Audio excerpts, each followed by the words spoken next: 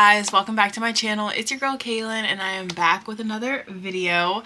I am so excited for this series. So this series is all about our theme for the month of August, which is becoming. We are becoming the woman God created us to be. This video is part 1 of our Esther Bible study, and it's going to be tying in with our theme of becoming, because I think Esther is just such a wonderful woman in the Bible to study and read about when we're talking about becoming who God called us to be, becoming who God created us to be, and really stepping into the position that He has called us to step into as women of God and daughters of God. So I'm very excited. I'm going to get right into it because I don't want this video to be too long, but it is going to be like a legit Bible study. I'm running you through things that I have picked out throughout this Bible study. I've read Esther so many times. Last month I actually did a 3-day Esther fast that just brought me so much clarity and peace, and I just highly recommend, if you have not ever done like an Esther fast or a fast at all, to try to do the Esther fast. I did it with Morgan Tracy J on YouTube. She's someone that I watch a lot and have been in her monthly membership community in the past, and she just so happened to come up. Like, I got an email one day talking about like they were getting ready to do the Esther fast, and I just don't find any coincidence in that. It was really at the right time, the perfect time that I needed to do it. And so I joined her and the community on that, which was nice, because if you guys have been around, I was a part of the Deeply Rooted community, which I was talking about a lot in my like recent videos, but that came to an end in July. So it was perfect for me to have Morgan's membership come back up at a time of just transition and change, and really figuring out like, okay, this community has ended. Now I kind of feel like God is just calling me to really invest in YouTube here and build my own community when it comes to, you know, our journeys with God and our walk in faith. So let's get right into the video. So this month, like I said, we're talking all about becoming the woman God created you to be, and today we're going to be reading Esther chapters 1 through 3. The first part of our study is going to be just a glimpse of Esther's journey, but there's so many lessons for us when it comes to Esther about us walking in our calling with courage, wisdom, grace, and like taking that risk and being confident that, you know, we have to do what God called us to do, and there's no need to shy away or back down. Like, it's gonna take some grit. It's going to take a lot of courage to do what God's called us to do. So Esther, the book of Esther, just shows us what it's like to be positioned for purpose, even when you don't understand all the details yet. A big heavy theme we've been talking about is how God is always working in the background. So as we're reading the chapters, just want everyone to like kind of focus in and think about like, what is God preparing you for in this current season? There's some things that He may be trying to do in your life that you don't see clearly or you don't understand,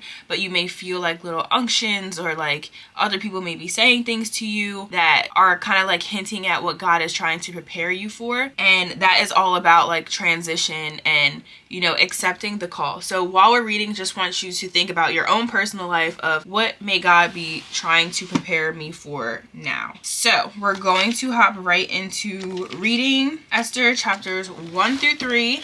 I do have my Bible handbook here. I actually wanted to read the introduction and everything before we actually read, but this is the Bible handbook. It's a book-by-book guide to the entire Bible. This is by the Daily Grace Co. I've showed this in a video before, but each video in this series is going to be 3 videos, and I have 3 different resources that I'm going to read in the beginning. So today is this book, and then the next video I'll have another resource that we'll read, and then the last video I'll have another one. The genre of Esther is a historical narrative. The author is unknown, but it's likely Mordecai. The date written 460 to 400 BC, and date occurred 486 to 473 BC. The major themes are God's sovereignty and providential plans, and the key verse, which is the verse of the month. If you follow me on Instagram, you know this is the verse for the month, Esther 4:14, and that reads, "If you keep silent at this time, relief and deliverance will come to the Jewish people from another place, but you and your father's family will be destroyed. Who knows, perhaps you have come to your royal position for such a time as this." And the key words in this book are divine providence and deliverance. So, introduction. Esther contains a thrilling storyline that could rival most modern-day action movies. Esther contains a power-hungry king, a beautiful woman, festering feuds between mortal enemies, and the miraculous rescue of a people group sentenced to death. Plot twists and turns abound in every chapter of this book. Although Esther is packed with excitement, it carries one small difference from almost all other books of the Bible. Esther never mentions God by name. At first, we may wonder how a book that never mentions his name is included in God's word, but every verse reveals that God is providentially working through every high and low in the book of Esther to bring about his plans and purposes. The events told in Esther take place somewhere between the decree of King Cyrus, which allowed the Jewish exiles to return home, and the events that are detailed in Ezra and Nehemiah. In other words, the Jews are free to return to Jerusalem, but the walls have not yet been restored and rebuilt. Although the main characters in the book, Mordecai and Esther, are Jews who could have, and maybe should have, returned to Jerusalem, they are still living as exiles in Persia. God has a plan for them in the exilic land, and this plan is recorded in the book of Esther. Esther, being an orphan Jewish girl, is an unlikely candidate for the Queen of Persia. But through a series of providential events, I always forget how you say this, King Ahasuerus chooses her to be his wife, and therefore the queen. When a plan is devised to exterminate all the Jewish exiles in the land, Esther courageously steps up and uses her privilege as queen to sway the king and deliver the Jews from impending execution. At the conclusion of these events, a new holiday is established called Purim, which is a designated time of remembering God's deliverance from Haman's evil plans. The pervasive theme that runs throughout the book of Esther is the providence of God. It is not by coincidence that Esther is made queen or that Mordecai helps save the king. Nor is it coincidence that the king remembers Mordecai at the exact right time for him to be exalted and Haman humbled. God is intricately involved in the events of Esther. Over and over again, we see God's hand at work in the circumstances of this book, and we are reminded that God has a divine plan that cannot and will not be thwarted. The book of Esther gives readers a great hope to cling to. God is at work among us. In the most diabolical plans set against us, God is working. When deliverance seems impossible, God is working. Not only do we see God's sovereignty written through the book of Esther, but we also see his attentiveness to use us in his plans. God works through us, delegating responsibilities to us and using his people as divine tools. We need only to obey. And so then it just has an outline. So chapters 1 through 2 is a new queen. So Queen Vashti refuses a king's request. So King A, hosts an unfortunate and lust-driven beauty pageant to find a new queen. Without revealing that she is an exiled Jew, Esther wins the favor of the king and becomes his favorite of the harem. Mordecai saves the king from an assassination attempt. So that's all that happens in chapters 1 through 2. And then in chapter 3, Haman is exalted by the king and expects the royal staff to pay homage to him by bowing at his feet, which Mordecai refuses. So that is all that I'm going to say about that. And then it just gives you like a map of the Persian Empire. So I think when you're doing your Bible studies, like your in-depth Bible studies, it's nice to know like the layout of where everything is taking place and all that. So we're going to read chapters 1 through 3, and then we're going to go over 3 lessons that I want everyone to kind of think about and take away with them. So this is just an overview of what I read in Esther. So like it mentioned, the only book in scripture that does not mention the name of God directly. It shows how God's works behind the scenes to bring about his purposes. It shows Esther was chosen to be the next queen because of her natural beauty. Her people became threatened by Haman. God brings deliverance when Esther decides to risk her life to speak up for them to the king. And that's like the famous scripture, if I perish, I perish. And then God is in control. His kingdom promises and purposes cannot be thwarted. Whatever God has planned in our lives, it is going to happen. No matter what happens, like things may take us off the route. We may think that certain decisions that we make change things, but no matter what, whatever God wants to happen will happen. So let's get into reading. So these events, and this is the Christian Standard Bible version. So these events took place during the days of Ahasuerus. I wish I knew how to say that. Ahasuerus, who ruled 127 provinces from India to Kush. In those days, King A reigned from his royal throne in the fortress of Susa. He held a feast in the 3rd year of his reign for all his officials and staff, the army of Persia and Media, the nobles and the officials from the provinces. He displayed his glorious wealth of the kingdom and the magnificent splendor of his greatness for a total of 180 days. So he had this big feast for 180 days. Like, can you imagine a feast that's 6 months long? At the end of this time, the king held a week-long banquet in the garden courtyard of the royal palace for all the people from the greatest to the least, who were present in the fortress of Susa. White and blue linen hangings were fastened with white and purple linen cords to silver rods on marble columns. Gold and silver couches were arranged on a mosaic pavement of red feldspar, marble, mother of pearl, and precious stones. Drinks were served in an array of gold goblets, each with a different design. Royal wine flowed freely according to the king's bounty. The drinking was according to royal decree. There are no restrictions. The king had ordered every wine steward in his house to serve whatever each person wanted. Queen Vashti also gave a feast for the women of King A's palace. On the 7th day, when the king was feeling good from the wine, he was truly intoxicated. King A commanded Mehuman, Biztha, Harbona, Bigtha, Abagtha, Zethar, and Carcass, the 7 eunuchs who personally served him, to bring Queen Vashti before him with her royal crown. He wanted to show off her beauty to the people and the officials because she was very beautiful. But Queen Vashti refused to come at the king's command that was delivered by his eunuchs. The king became furious and his anger burned within him. So I just wrote that he was quite intoxicated. He wanted to show off Vashti, but she refused to come to him. And that's kind of like a prideful thing. Like he wasn't doing it of like good intent. Like it was to brag and to like show off. So the king's decree.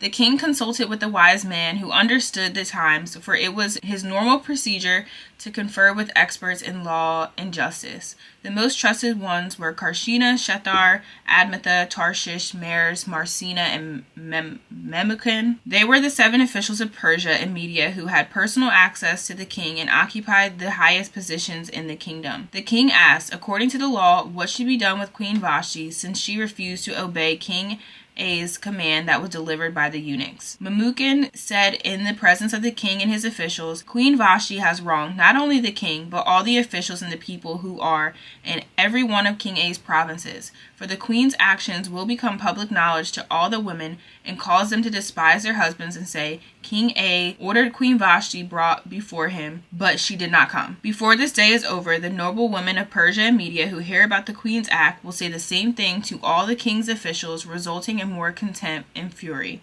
So the men were concerned that what Queen Vashti did would cause the other women also to not listen to their husbands. So if the king meets the king's approval, he should personally issue a royal decree. Let it be recorded in the laws of the Persians and Medes so that it cannot be revoked. Vashti is not to enter King A's presence, and her royal position is to be given to another woman who is more worthy than she. The decree the king issues will be heard throughout his vast kingdom, so all women will honor their husbands from the greatest to the least.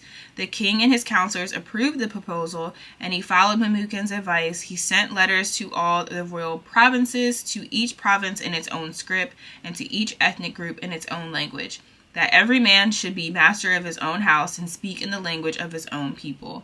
So they came up with this decree to forbid Vashti from ever entering the king's presence again, and wanted to give someone else her position. So she was no longer going to be queen, and now they're looking for the next queen. So chapter 2 talks about the search for the new queen, and basically they held a beauty contest. So sometime later, when King A's rage had cooled down, and they're saying like it was about 4 years later that this occurred, he remembered Vashti, what she had done, and what was decided against her. The king's personal attendants suggested, let a search be made for beautiful young virgins for the king. Let the king appoint commissioners in each province of the kingdom so that they may gather all the beautiful young virgins to the harem at the fortress of Susa. Put them under the supervision of Haggai, the king eunuchs, keeper of the women, and give them the required beauty treatments. Then the young woman who pleases the king will become queen instead of Vashti. This suggestion pleased the king, and he did accordingly. In the fortress of Susa there was a Jewish man named Mordecai, son of Jair, son of Shimei, son of Kish, a Benjaminite. Kish had been taken into exile from Jerusalem with the other other captives when King Nebuchadnezzar of Babylon took King Jeconiah of Judah into exile. Mordecai was a legal guardian of his cousin Hadassah, that is Esther. So that was her other name, Hadassah, because she had no father or mother. The young woman had a beautiful figure and was extremely good looking. When her father and mother died, Mordecai had adopted her as his own daughter. So Mordecai was Esther's cousin. And then I just want to point out, like, throughout this whole book, it especially in the beginning, always talks about Esther's beauty. Like, it points that out. So it's something to,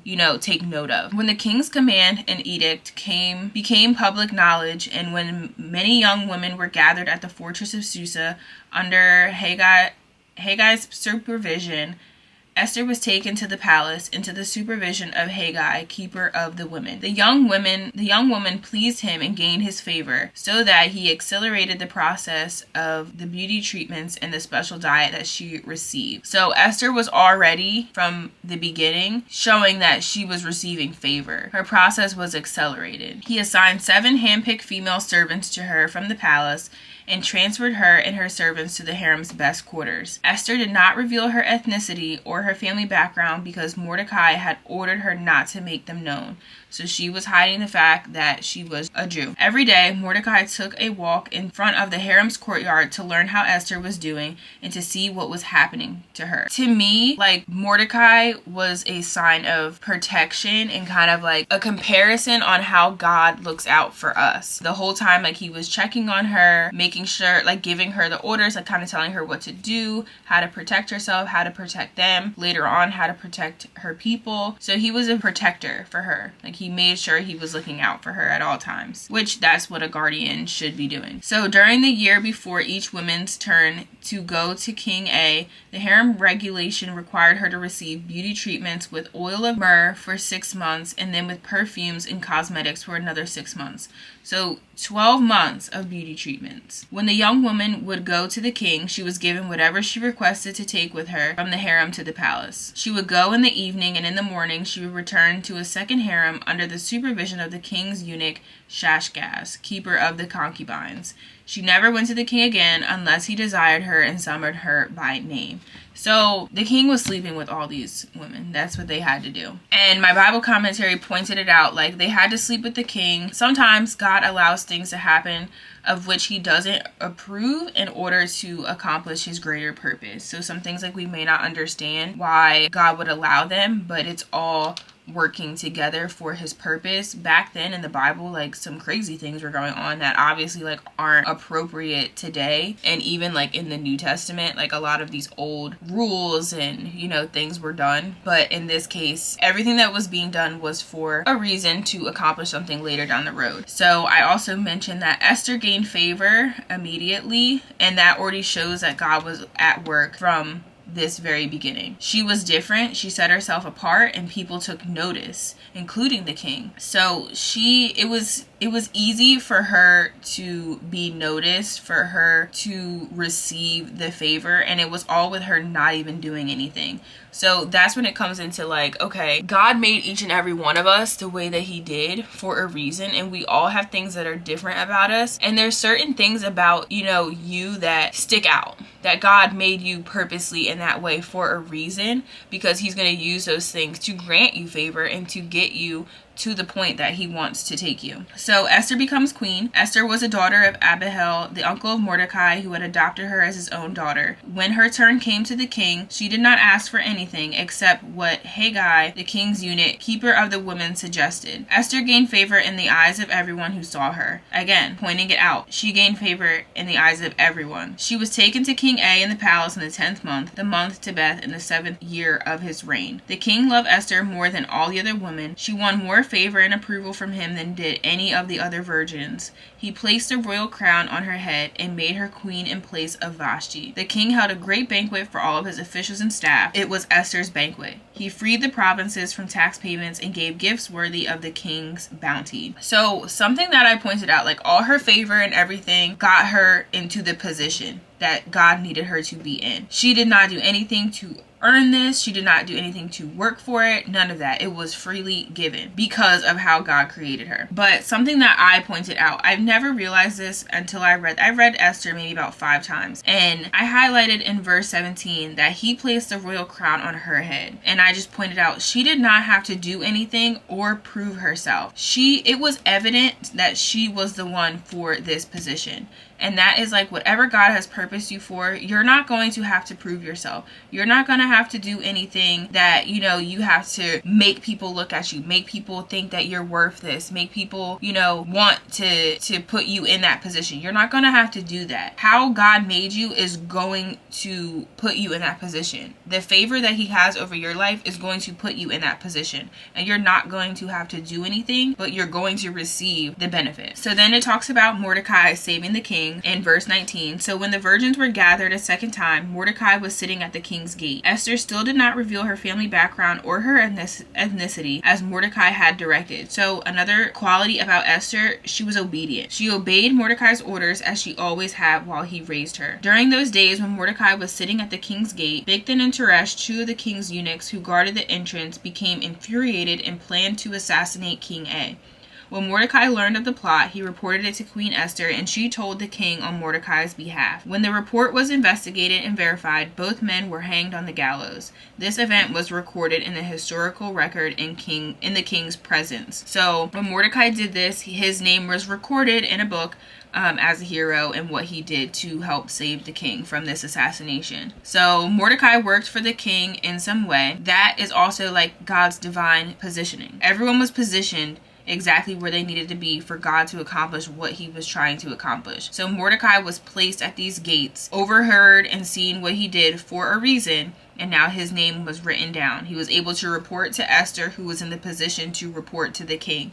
Like, everyone was placed at the perfect position. He informed Esther of the plot against the king, and she told the king on Mordecai's behalf and gave him the credit. So she made sure to say, like, Mordecai overheard this, and it's not me saving you, it is Mordecai. So then chapter 3 is Haman's plans to kill the Jews. After all this took place, King A honored Haman, son of Hammedatha the Agagite. He promoted him in rank and gave him higher position than all the other officials. So you imagine what that would do. Build some pride in there. The entire royal staff at the king's gate bowed down to him and paid homage to Haman because the king had commanded this to be done for him. But Mordecai would not bow down or pay homage. The members of the royal staff at the king's gate asked Mordecai, "Why are you disobeying the king's command?" when they had warned him day after day and he would not listen to them. They told Haman in order to see if Mordecai's actions would be tolerated since he had told them he was a Jew. So they told Haman, like, this man's not bowing down to you, no matter what. When Haman saw that Mordecai was not bowing down or paying him homage, he was filled with rage. And when he learned of Mordecai's ethnic identity, it seemed repugnant to Haman to do away with Mordecai alone. He planned to destroy all of Mordecai's people, the Jews, throughout King A's kingdom. In the first month, the month of Nisan, in King A's 12th year, the pur, that is, the lot, was cast before Haman for each day and each month, and it fell on the 12th month, the month of Adar. Then Haman informed King A, "There is one ethnic group scattered throughout the peoples in every province of your kingdom, keeping themselves separate. Their laws are different from everyone else's, and they do not obey the king's laws. It is not in the king's best interest to tolerate them. If the king approves, let an order be drawn up authorizing their destruction, and I will pay 375 tons of silver to the officials for their deposit in the royal treasury." Like, he was willing to spend his own money to wipe out the Jews. Like, I wrote that. Like, he was so upset. He's giving money, his own money, to ensure that they be wiped out and destroyed. The king removed his signet ring from his hand and gave it to Haman, son of Hammedatha the Agagite, the enemy of the Jews. Then the king told Haman, "The money and people are given to you to do as you see fit." So the king's like, okay, do whatever. The royal scribes were summoned on the 13th day of the first month, and the order was written exactly as Haman commanded. It was intended for the royal satraps, the governors of each of the provinces, and the officials of the ethnic group, and written for each province in its own script and to each ethnic group in its own language. It was written in the name of King A and sealed with the royal signet ring. Letters were sent by couriers to each of the royal provinces telling the officials to destroy, kill, and annihilate the Jewish people, young and old, women and children, and plunder their possessions on a single day, the 13th day of Adar, the 12th month. A copy of the text issued a law throughout every province was distributed to all the people so that they might get ready for that day. The couriers left, spurred by the royal command, and the law was issued in the fortress of Susa. The king and Haman sat down to drink while the city of Susa was in confusion. So Haman was a descendant of Agag, leader of the Amalekites, an ancient enemy of Israel. So he would have hated Jews. Mordecai did not want to bow down to him. For him to do that, it would have been unthinkable. Like, there was no way that he was going to bow down or pay homage to Haman at all, this enemy of his people. Haman's ego and pride overtook him, and he ran with it. It said that he was full of rage. It said that he was not only wanting to destroy Mordecai, he wanted to destroy anyone who was a Jew just like Mordecai. He was willing to spend his own money, which we talked about, to wipe out the Jews. But the thing that pointed out in verses 12 through 13 is the timeline. So it was the first month that this discussion was, and they had until the 13th day of the 12th month. So they had months before all this was going to happen. And that points out, like, God's sovereignty provided an 11-month window of grace for his people. So there was time for things to change. There was times for things to shift. God was ultimately controlling the timetable. So it's like, while you're reading these chapters, you get to see like little things that are being done to set up what God is trying to do, to give time for things to change, for God's hand to be in everything. Even though all of this, like everything that's happening, God's hand is in. But this 11th month window is so important, because it could have been like he wanted to do this plan and establish it tomorrow. Then there'd be no time. They had an 11th month window, and that's God's sovereignty and God's hand. So that's chapters 1 through 3. Chapter 1, the main lesson that we're going to talk about is just God can use uncomfortable transitions to position you. And we just got off the month, like I said, in July, talking about transitions. But in chapter 1, we see that Queen Vashti did not want to come to the king when she was called. She refused. So because she refused, she was removed from her position. From the outside, it kind of looks like very chaotic, like what is going on? But when we're looking at it from a different perspective and what God is planning to do, he needed Queen Vashti out of her position so the door could be open for Esther to step in to this role as queen, which will eventually lead her to saving her people. So the takeaway from chapter 1 is sometimes when things are shifting in your life, like a relationship ends, a job ends, an opportunity falls through, the door's not opened for you, it's not a loss. It's going to be a divine setup. We cannot see what is going on behind the scenes, and that is like the main thing with Esther. God is in control. God is working behind the scenes to bring about his purposes. The things that happen may not make sense to us, but they are setting us up for God's divine purpose to take place. He's positioning us in these places for a reason. When he has us in a place and we're not moving or a door's not open, that is for a reason. When he opens doors, it's time to move. It's time to obey. It's time to get in position to do what he needs us to do. Y'all, I'm about to start preaching in here because this is literally like my life right now. I feel this so heavy. He is setting us up. It is a divine setup. We cannot see the full picture, but God is arranging everything behind the scenes. So just a note, if you're in an uncomfortable season transition right now, stay faithful. Look forward. We talked about this in my last video. Stay focused and look forward. Look up to God. Focus on him. Don't panic. It's going to be uncomfortable, but keep going.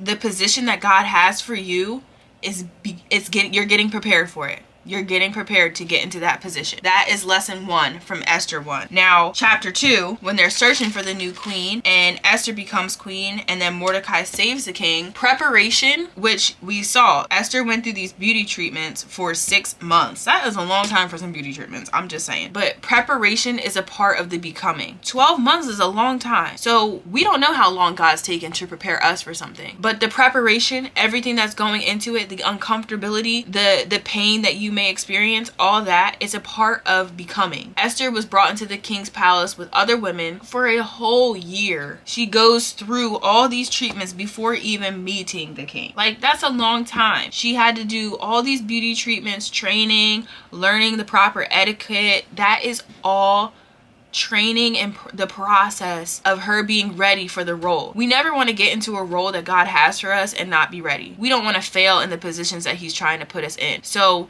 when you're trying to rush out of things or getting uncomfortable in the season that you're in, that's going to rush the process and you're not going to be ready. We want to be ready for the things that God has for us. So this wasn't just about physical beauty with her. It was about being ready for the role she would one day hold. She didn't know. She was an orphan. You think that she thought that she was going to be queen? Like, we have no idea what God has planned for us and the things that he wants us, the people he wants us to be, the person he wants us to be, our true purpose. We can't even fathom the things that he has planned for us. They're not on our minds, you know. Becoming the woman that God created you to be, there's going to be a season of preparation where no one sees the work that God is doing in you. It wasn't broadcasted. These treatments weren't broadcasted for everyone in the town or whatever it is to see. Like, no, she was doing these and it was kind of hidden. So the process of becoming, it might feel a little hidden. People aren't going to see everything. You're not going to maybe get the attention or, you know, the kudos, the shout outs, the feel value. Like, you might not see that. God is keeping you hidden for now to prepare you. And basically, we shouldn't despise being hidden, those hidden seasons, because the prayers you're praying, the discipline you're building, the healing that is going on and happening, all that comes together for preparation. If Esther skipped her preparation, she would have missed her moment because she would not have been ready. So now we're going to go into the final lesson for this first part of the Bible study. And chapter 3 is talking all about Haman's plans, what happens when Mordecai wouldn't bow down, how he gets upset, and now he wants to kill the Jews. So opposition is confirmation of your assignment. If you're not fighting against stuff, if you don't really feel the spiritual warfare, then you don't know. But if you're in a time where you really feel like, you know, you just can't catch a break. Oh, you have an assignment. Oh, there's a position for you. God's preparing you. You're going through all of this for a reason. So chapter 3, things take a turn and Haman gets really angry with Mordecai for not bowing down to him. We see the reason Esther is in the palace. This is where we see it. Like, Haman is in the king's ear. We need someone who's going to come through and save Mordecai and the Jews. That's why Esther was positioned here. That is why she is queen and she is next to the king. So she didn't even know why she was there. But now we see as the readers why God placed her there. She's going to have something to do with allowing this not to happen to Mordecai and her people. So this is a reminder, when God is positioning you, the enemy will also position opposition. He's going to throw things in your way to try to stop you, to try to throw you off. Haman's plot was proof that Esther's assignment is urgent and important. Haman wanted to kill all of them. Like, if that isn't a sign that there's something great about these people, I don't know what it is. So all the attacks and everything is because the enemy knows what you're capable of. The enemy knows what God has you purposed for. So in your life, sometimes the presence of resistance is a sign that you're actually on the right path, that you're going exactly where God wants you to be going. It's not going to be easy. It is not. The devil does not want you to be in your purpose. So if you're feeling the spiritual warfare, or it seems like these doors will not open, you have been battling, it is hard for you to push through, do not give up, but press in. Press in and look up, like I talked about in the last video. The opposition means the impact that you're going to have, or the impact of whatever it is that you may be positioned to do, it's going to be big. So the opposition is confirmation of your assignment. So just little reminders. Trust God's timing and transitions. He sees the throne and the position that you're going to be on before you even know that it exists. Submit to the preparation season. Don't rush what God is trying to build in you, things he's trying to break off of you. And don't run from the opposition. That is the third one. The opposition reminds you of the value of your calling. You're not becoming overnight. It's not going to be something that you just wake up and step into. Every season is going to shape you into the woman that God has called you to be. So that is all that I have for you guys today for this Esther Bible studies. That was chapters 1 through 3. And I'm on fire, y'all. This is like ministering to my soul all over again, just by like saying everything out loud and reading it again. So in the next video, we're going to be doing chapters 4 through 7. And that's when Esther faces a choice that will define her destiny ultimately. So if this encouraged you, please comment down below. Let me know what your major takeaway is.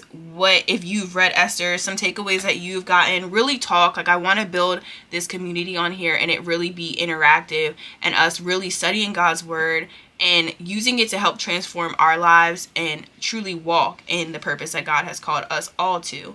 So don't forget to like, comment, subscribe. This becoming series, I'm just so excited about. God is truly working. Even though we don't see it, he's working behind the scenes, and we just have to trust, obey, surrender, and keep moving in faith, because we are becoming the women that God has purposed and called us to be. So thank you guys for watching. I hope that you enjoyed this video. Don't forget to like, comment, subscribe, and I will see you guys in the next one. Bye. It's the day that the Lord has made.